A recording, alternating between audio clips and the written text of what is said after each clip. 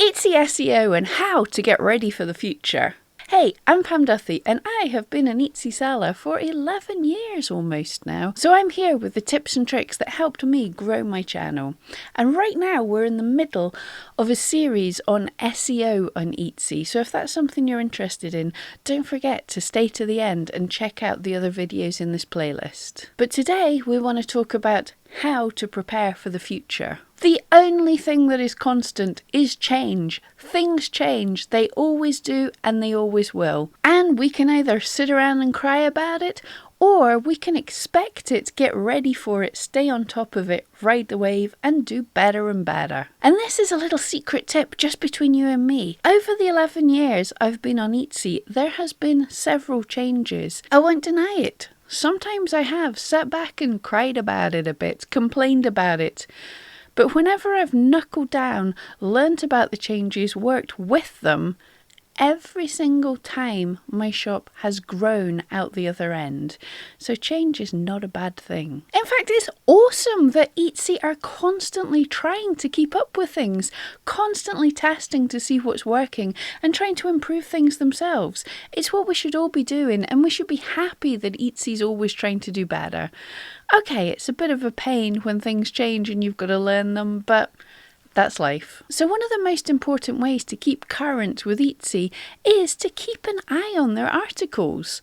Etsy, unlike many other platforms in the past few years, have been really great keeping us updated with things, like their ultimate guide to SEO. They tell us what they're looking for. They have experts from their teams come in and create articles explaining what they're looking for. So they're giving us this information, so it seems rather daft if we don't try and pay attention to this information. And not only that, but we have the chance to message Etsy if you want to. You can contact Etsy. Now, they can't give you exact answers to certain questions. What can I do to rank? They can't tell you. What can I do that might possibly help me rank is a better question, but the more specific a question you ask them, ask just one narrow topic, they might be able to help you out. They might give slightly vague answers, you might have to read between the lines, but the people there are there to help you. So if you're stuck on something, don't be afraid to ask directly from the horse's mouth. Another great place you can stay on top of things and get inspired and get ideas is groups. Now, I'm not going to lie, the Etsy forums are not too great just now. They redesigned them and yeah, not many people like them. But Facebook groups are pretty awesome. I'm going to completely recommend eRank Group if you're not on it. I'll put links below. And of course, Pam Duthie's Crafty Friends, my little group.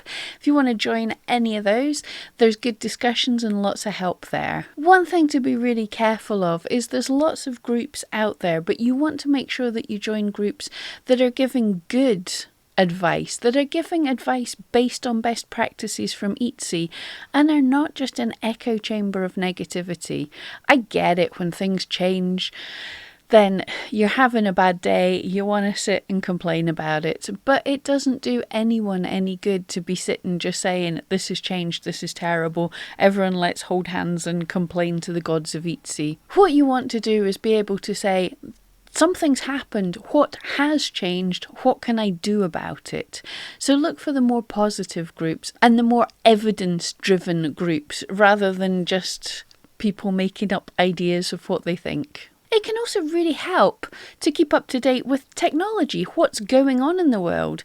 Now, Etsy has moved on to a Google-based sort of search engine. A couple of years ago, they purchased a Google type search engine. So if you keep an eye at where Google's going, Etsy's likely to follow.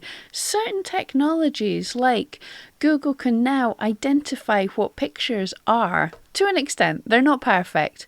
So this is something that we might expect in the future from Etsy.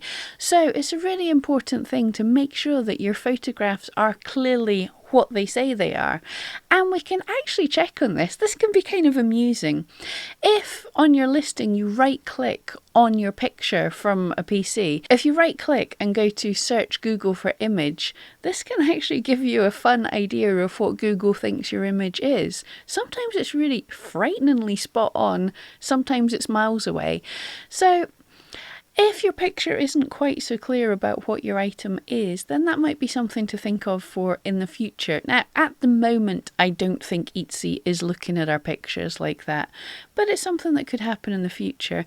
And also it helps if it's super clear what the image is, then that helps for buyers anyway. They want to see what your item is, not so much beautifully artistic fluff that you can't even tell what it is that the item is that you're supposed to be looking for. And also look into things like, as Etsy increases the resolution, the size you're allowed pictures to be, if they make a change like this, think about getting in front and making sure that your listings are the size they tell them you to be.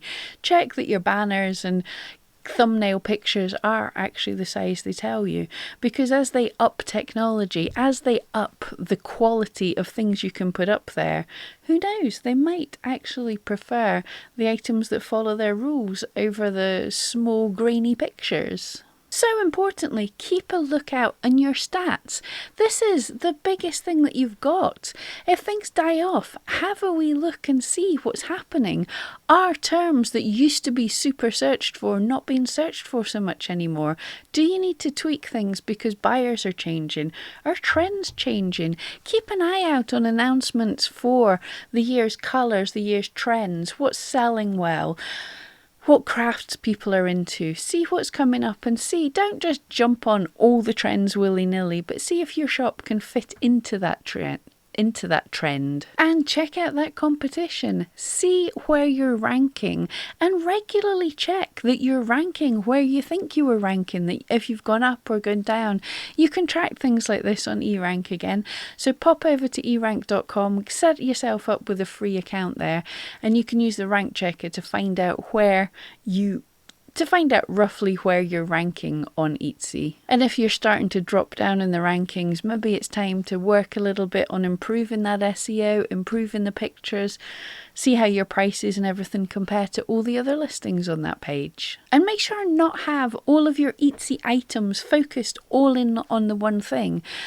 Okay, it's good you found keywords that are working for you. You found a way to make listings that are working for you.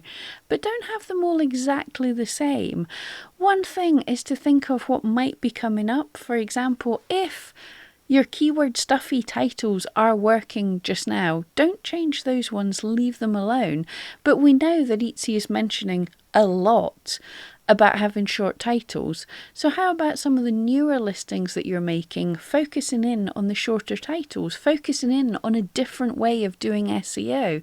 Then if things suddenly change, if your best items suddenly fall off the map, you've got some completely different ones that might have been bubbling away, not doing too great, that might step in and take over. I've found this to happen several times when some of my top listings get hit with an Etsy flip, when Etsy changes things up to give other items a chance.